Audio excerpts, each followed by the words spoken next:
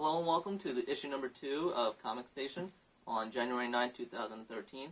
I am Paul Neafsey from Front Towards Gamer. And I'm Scott Kaitz of the Comic Station. As our segments go, we will be going over the new releases for January 9th. With over 80 new titles, we will only be picking out a few highlights of ones that either stand out or we believe deserve a little highlighting, and ones you may have missed. For a more comprehensive listing, you can check out our Front Towards Gamer article, where underneath the video we'll be having the list from all the different publishers. After the new releases, we'll be going over a review by myself and a recommendation by Scott. Welcome to the new release portion of our issue. Today we're going to kick off with the big one, Superior Spider-Man #1. This one is picking up, remember, spoilers, on Spider-Man number 700, where Peter Parker dies. I'm not going to ruin how or why if anyone hasn't seen it yet, but obviously this is a little controversy went flying around. In this issue, I've already had the pleasure of reading it, and it kicks off pretty well, actually. I'm shocked at how decent I thought it was. All right. I'm going to save this a little later for our review section. I will be doing a preview review, and you'll be able to find later this week on Front Towards Gamer our full review. So we'll go to the next one. Is the annual for Green Lantern New Guardians. This one, obviously, it's an annual, so you should be reading the New Guardians, and this is helping flesh out the universe. Right off the bat, really need to know the universe in here. You can't just hop into this as a #1 and think you're going to be able to catch it up. It's not a #1, it's a #1 annual. Little quick on this, it does take a little while to get going. About halfway through is when they start kicking it up, and you get into it. So anyone that's really invested in the New Guardians might want to pick this up. Otherwise, probably don't need it. It's tough because as someone who does read the New Guardians, for me, it was tough to get into. Once I got into it, it was fine, but it took a little too long for my taste to get into the storyline. Yep.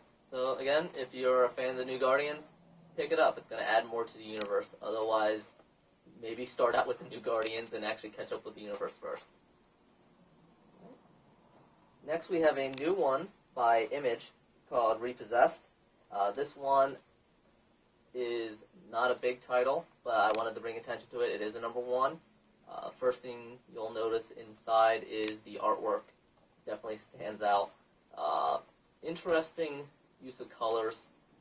Storyline is interesting. I do like the fact that they hopped right into the action, got the basis of the story down, and you get straight to the mystery. This is along the lines of a crime fantasy. It's dealing with possession. I'm hoping to do a full review on this as well.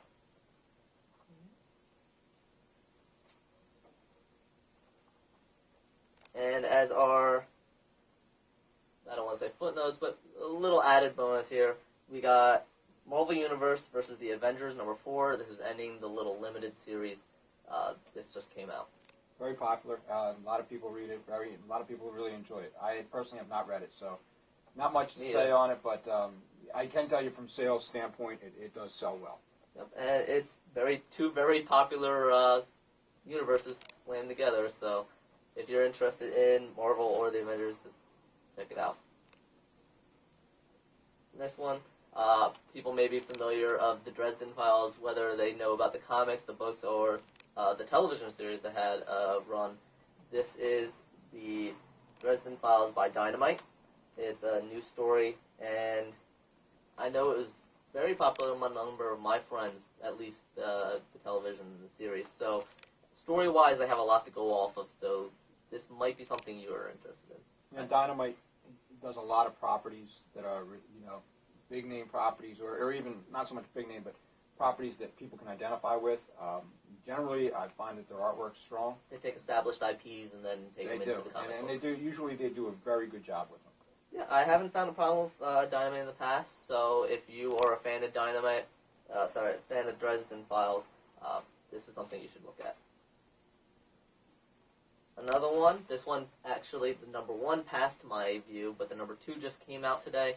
This is The Devil is Due in Jaunary by Arden Publishers, and I haven't had the chance to read the first issue, but after a quick glance at this and being able to look through it, artwork is very nice, very beautiful. They took a lot of care in the make of the comic.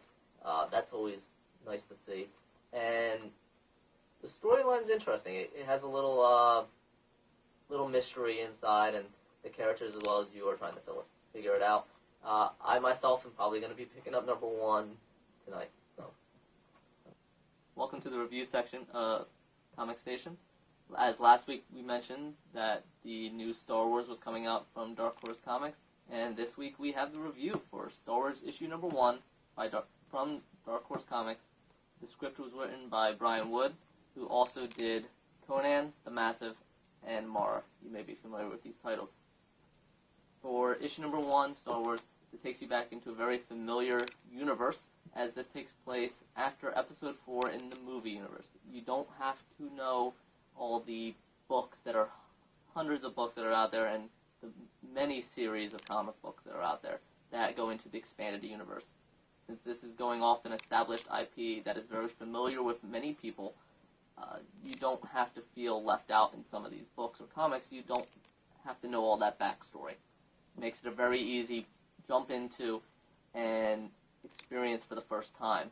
This might even be a very good way to get you into the expanded universe. This, as we mentioned, goes off of Episode 4, immediately following, and where the rebels are looking for a new base.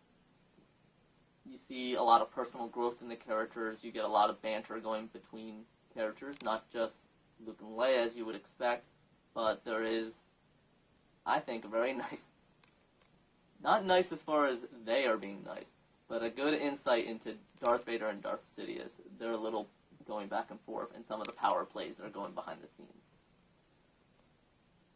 The biggest thing I can say about Star Wars issue number 1 is there's a lot of growth, a lot of personal growth, progression behind the scenes in the movies that you might have missed, where in one movie the character came out a little different in movie Episode 5 and then Episode 6. And this gives you a good insight in what happened and how those characters were starting to evolve.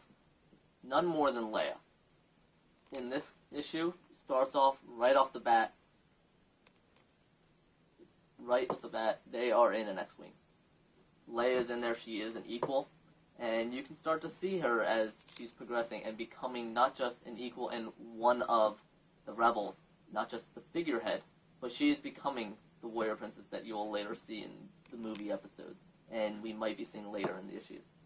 So, many people are fans of Leia, and some people like her progression, and if you like the warrior princess Leia, you will like this and where it is going.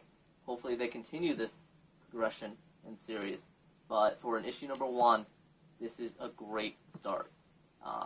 Not just the storyline, but I also have to call out to Carlos Deanda, who did the art for issue number 1. Very beautiful. Everything is crisp, beautiful lines, and it belongs. He didn't try to go crazy, and it looks both familiar but also updated as far as the colors, the crisp, maybe the details in Episode 4 weren't where they were by Episode 6, and going back, remasters.